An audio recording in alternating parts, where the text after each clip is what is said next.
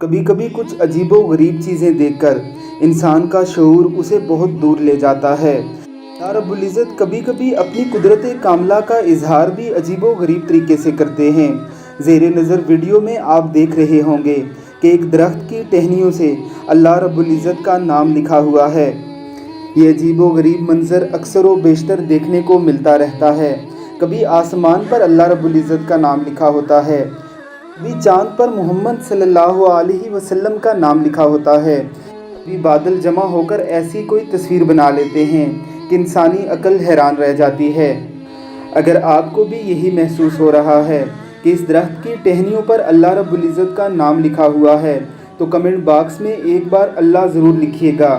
اللہ رب العزت ہم سب کو دین اسلام سیکھ کر اس پر عمل کرنے کی توفیق عطا فرمائے، اسے دوسروں تک پہنچانے کی توفیق بخشے۔